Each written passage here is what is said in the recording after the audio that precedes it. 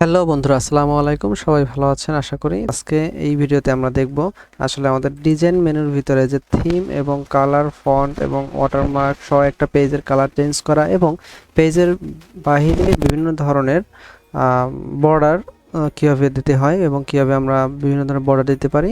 তো এই ডিটেলসই আমরা কথা বলবো। তো আসুন আমরা ইন্ট্রোর পরে মেইন ভিডিওতে ফিরে আসি।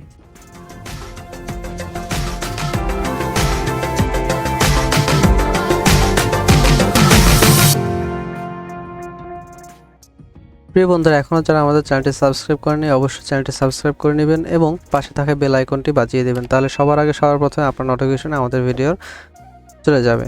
তো চলুন আমরা আসলে ডিজাইন মেনুর কাজগুলো ধারাবাহিকভাবে শিখি। তো আমরা যেহেতু ধারাবাহিকভাবে প্রত্যেকটি মেনু সম্পর্কে কথা বলতেছি, তো অবশ্যই আপনারা ধারাবাহিকভাবে আমাদের ভিডিওটি দেখবেন এবং সম্পূর্ণ ভিডিওটি মন দিয়ে দেখার চেষ্টা করবেন। সেক্ষেত্রে আপনাদের প্রতিটি মেনু সম্পর্কে একটা ভালো ধারণা আসবে এবং আপনারা ভালোভাবে এবং সুন্দরভাবে আপনাদের কাজগুলো সম্পূর্ণ করতে পারবেন। তো আমরা হোম মেনুর ভিতরে যখন স্টাইলের বিভিন্ন অপশনগুলো দেখিয়েছিলাম তখন কিন্তু এগুলোর বিস্তারিত আকারে দেখানো হয়েছিল এবং আমরা বলেছিলাম যে আমরা এর পরবর্তী ধাপে এর ব্যবহার আরও বিস্তারিতভাবে পাবো। তো আজকে এই যে ডিজাইন মেনুর যে কাজগুলো দেখাবো, এখানে আসলে হোম মেনুর কিন্তু গুরুত্বপূর্ণ ভূমিকা আছে এবং সেক্ষেত্রে হোম মেনুর ভিতরে বিশেষ করে স্টাইলের গুরুত্বটা সবচেয়ে বেশি। যারা এখনও এই স্টাইল সম্পর্কে জানেন না তারা অবশ্যই উপরে থাকা আই বাটনে ক্লিক করে আপনারা আমাদের এই ভিডিওটি দেখে নেবেন। তো চলুন আমরা ডিজাইনের মূল কাজে ফিরে যাই। তো প্রথমে আমরা একটি ডকুমেন্টে যখন বিভিন্ন লেখা ইনপুট দিই তারপরে আসলে মূলত এই ডিজাইনের কাজটি আসে। তো সাধারণভাবে আমরা যদি কোনো লেখা এখানে লিখি, যেমন আমরা স্যাম্পল হিসাবে ইন্টারনেট থেকে আমরা লরেন ইসলামের যদি টেক্সট কপি করে আনি,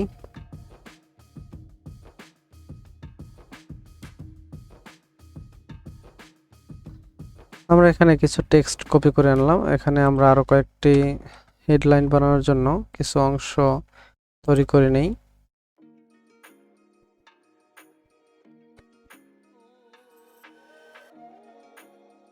ধরুন একটি আমাদের ডকুমেন্ট তৈরি করা আছে। তো এখানে লরেন ইসলাম হচ্ছে আমাদের টাইটেল।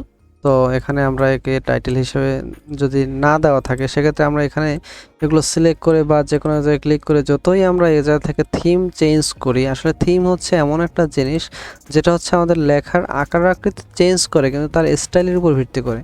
আমরা সাধারণত হোম মেনু থেকে আমরা বিভিন্ন ধরনের ফন্ট চেঞ্জ করে লেখার ধরন চেঞ্জ করতে পারি, তার স্টাইল চেঞ্জ করতে পারি, তার লেখার একটা আকার আকৃতিগত একটা চেঞ্জ আনতে পারি। কিন্তু আসলে আমরা থিমের মাধ্যমে হচ্ছে ডকুমেন্টের হোল ডকুমেন্টের ভিতরে যে স্টাইলগুলো নির্বাচন করা হয়েছে, যে স্টাইলগুলো অ্যাপ্লাই করা হয়েছে, প্রত্যেকটি স্টাইলের তার একটা মূল পরিবর্তনে আমরা কাজ করতে পারি।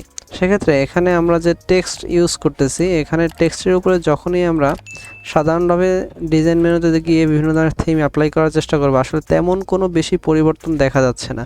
এবং এখানে থাকা যে এই যে বিভিন্ন ধরনের টাইটেল, বিভিন্ন থিম আমরা যতই অ্যাপ্লাই করি না কেন আসলে তেমন কোনো পার্থক্য আমরা লক্ষ্য করবো না। কারণ কি, আসলে এখানে শুধু টেক্সট লেখাই আছে, আসলে এদের কোনো স্টাইল নির্ধারণ করা নেই। সেক্ষেত্রে অবশ্যই আমাদের প্রত্যেকটি লেখার ধরন অনুযায়ী এদের স্টাইল অবশ্যই নির্বাচন করতে হবে। সেক্ষেত্রে আমরা এখানে লরেন ইসলাম যে লেখাটা আছে সেক্ষেত্রে আমার এই পেজের টাইটেল হিসেবে আমরা দিতে পারি। সেক্ষেত্রে আমরা হোমে যেয়ে টাইটেল হিসেবে সিলেক্ট করলাম, আমরা হোয়াট ইজ লরেন ইসলাম লেখাটি আমরা এখানে হেডিং 1 হিসেবে সিলেক্ট করতে পারি। আমরা এখানে এই সেন্টেন্সটিকে আমরা হেডিং 1 হিসেবে সিলেক্ট করতে পারি, এটাকে আমরা হেডিং 2 হিসেবে সিলেক্ট করলাম। এভাবে একটি ডকুমেন্টের ভিতরে একাধিক হেডিং 1, হেডিং 2, হেডিং 3 থাকতে পারে। তো আপনারা এইভাবে আসলে প্রথমে ডকুমেন্টটিকে তৈরি করে নেবেন। তৈরি করার পরে এখান থেকে স্টাইল নির্বাচন করবেন যেটার জন্য যেটা প্রয়োজন। তো এর পরবর্তীতে আসলে এই যে আমাদের এখানে দেখেন আমাদের স্বাভাবিকভাবে যে লেখাটি ছিল এটি কিন্তু অনেক পরিবর্তন হয়ে গেছে। তো এখানে আসলে এই যে ব্রাউন কালার আসলো, এখানে ব্রাউন কালার আসলো প্লাস তার সাথে একটি লাইন চলে আসলো। এখানে আসলে এটি মূলত ঘটতেছে আসলে থিমের কারণে। আমরা এখান থেকে যদি এবার থিমে চেঞ্জ আনি সেক্ষেত্রে দেখুন আমাদের এখানে কিন্তু এবার বিভিন্ন ধরনের চেঞ্জ আমরা লক্ষ্য করতে পারছি। সেক্ষেত্রে এখানে কালার চেঞ্জ হচ্ছে, তার সাথে সাথে ফন্টের ধরন চেঞ্জ হচ্ছে, তার সাথে ফন্টের সাইজ, আমার লেখার বিভিন্ন ধরনের আকার আকৃতিগত পরিবর্তন হচ্ছে। তো আপনারা যদি কোনো ডকুমেন্টের ভিতরে এরকমের থিম চেঞ্জ করে কোনো চেঞ্জ আনতে চান, সেক্ষেত্রে আপনারা ডিজাইন মেনু থেকে থিম চেঞ্জ করে বিভিন্ন বিষয়গুলো আপনারা পরিবর্তন করতে পারবেন। এক্ষেত্রে অবশ্যই মনে রাখতে হবে যে আমাদের যখন থিম চেঞ্জ করবো আসলে এটি ফুল ডকুমেন্টের উপরে চেঞ্জ হয়। আর আমরা যখন হোম মেনু থেকে বিভিন্ন ধরনের স্টাইল নির্বাচন করতাম, আসলে আমরা যতটুকু অংশ সিলেক্ট করা থাকতো ততটুকুর উপরেই আসলে শুধুমাত্র চেঞ্জটা হতো। ওকে, তো এখানে ডিজাইন মেনু থেকে থিম আমরা যেগুলা ডিফল্ট অবস্থায় দেওয়া আছে ওগুলো আমরা ইউজ করতে পারি। আর যদি আমরা নিজেদের মতো কোনো কিছু তৈরি করি, সেক্ষেত্রে ওইটা প্রথমে তৈরি করে নিব। আমরা অলরেডি হোম মেনুর বিভিন্ন কাজগুলো দেখিয়েছি, যেমন ফন্টের কালার, ফন্ট সিলেকশন, ফন্টের সাইজ, এগুলো আমরা নির্বাচন করতে পারি। তো ওগুলো করার পরে থিম মেনু থেকে আপনারা সেভ কারেন্ট থিমে ক্লিক করলে আসলে আপনি এখন যে নতুন যেটা তৈরি করলেন এটা এখানে কাস্টমের ভিতরে সেভ হবে। যেমন এখানে দুটি থিম অলরেডি আমাদের সেভ করা আছে কাস্টম ভাবে।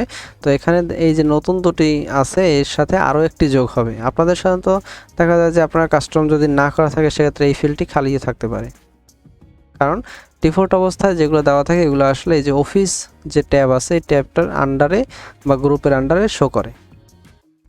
তো এই হচ্ছে আমাদের থিমের মূল কাজ। আর থিমের ভিতরেই আসলে বিভিন্ন ধরনের স্টাইলগুলো থাকে। এই স্টাইলগুলোর ভিতরে যে আসলে কী ধরনের চেঞ্জিং হবে বা আপনি যদি ওই চেঞ্জটা আনতে চান, সেক্ষেত্রে আপনি পরবর্তীতে এই থিম সিলেক্ট করার পরে আপনি যদি চান যে না আমার টাইটেলটা অন্য ধরনের হবে, সেক্ষেত্রে আপনি ওই থিমের আন্ডারে যতগুলো স্টাইল আছে সেগুলো আপনি এখান থেকে অ্যাড করতে পারবেন বা আপনি এখান থেকে চুজ করতে পারবেন। সেক্ষেত্রে আপনারা এখানে যখনই সিলেক্ট করবেন এখানে আপনার ওই পরিবর্তনগুলো আপনারা লক্ষ্য করতে পারবেন। তো এই হচ্ছে থিম। এরপরে হচ্ছে আমাদের কালার। আসলে প্রত্যেকটা থিমেরই একটা কালার স্কিম থাকে। কালার স্কিম বলতে বোঝায় যে যখন কোনো ডিজাইন বা ডকুমেন্ট বা কোনো কিছু তৈরি হয় তার ভিতরে যতগুলো কালার আপনি ইউজ করতেছেন ওই কালারগুলোর সমন্বয়কে বলা হয় ওই ডিজাইনের কালার স্কিম। যখন এখানে একটি কালার স্কিম যদি আপনারা দেখতে চান, সেক্ষেত্রে দেখেন এখানে আমাদের বিভিন্ন ধরনের কালার স্কিম তৈরি করাই আছে ডিফল্টভাবে বিভিন্ন শিরোনাম দেওয়া। তো এখানে যখনই আপনি যে কালার স্কিম তৈরি করবেন বা যে কালার স্কিম সিলেক্ট করবেন, তখন ওই কালার স্কিমটাই আসলে আপনার ফুল ডকুমেন্টের ভিতরে অ্যাপ্লাই হবে।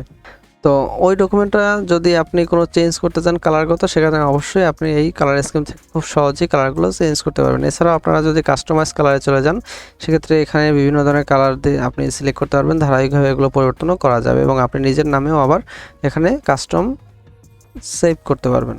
এরপর আছে আমাদের ফন্ট। তো ফন্ট আসলে ডিজাইনের ভিতরে একটি গুরুত্বপূর্ণ অংশ। এখানে আপনি তার থিমের ভিতরে আসলে কী ধরনের ফন্ট আপনি ইউজ করতে যাচ্ছেন, কোন কোন ফন্টের কম্বিনেশন আপনি ইউজ করতে যাচ্ছেন, সেই কম্বিনেশনগুলো আপনি এখান থেকে সিলেক্ট করতে পারতেছেন। তো এখানে প্যারাগ্রাফ স্পেসিং বলতে বোঝানো হচ্ছে এখানে যে প্যারাগ্রাফটি আছে এই একটি প্যারাগ্রাফ থেকে আরেকটি প্যারাগ্রাফের যে মধ্যে দূরত্ব থাকে এই স্পেসিংটা কতটুকু হবে, সেক্ষেত্রে এতটুকু আপনারা এখান থেকে নির্ধারণ করতে পারবেন। যদি কম্প্যাক্ট অবস্থায় করতে চান সেক্ষেত্রে কম্প্যাক্ট, যদি কোনো স্পেস না দিতে চান সেক্ষেত্রে স্পেস দিবেন না, এখানে নো প্যারাগ্রাফ স্পেস ইউজ করতে পারেন। টাইট যদি ইউজ করেন সেক্ষেত্রে টাইট ইউজ করতে পারেন। যদি আপনারা একটু ফাঁকা জায়গা রাখতে চান সেক্ষেত্রে রিল্যাক্স অপশন অথবা ডাবল ইউজ করতে পারেন। সাধারণত আমরা রিল্যাক্স অপশনটি ইউজ করি। তো এরপরে আমাদের আছে আসলে ওয়াটারমার্ক একটি খুবই গুরুত্বপূর্ণ। তো আপনারা এই সম্পর্কে যদি কোনো ভিডিও আরও দেখতে চান বা এর সম্পর্কে আরও যদি কোনো প্রশ্ন থাকে সেক্ষেত্রে অবশ্যই করতে পারেন। আমরা পরবর্তী ভিডিওতে ওয়াটারমার্ক, পেজ কালার এবং পেজ বর্ডার নিয়ে আপনাদের সামনে হাজির হব। তো সবাই ভালো থাকবেন। আল্লাহ হাফেজ।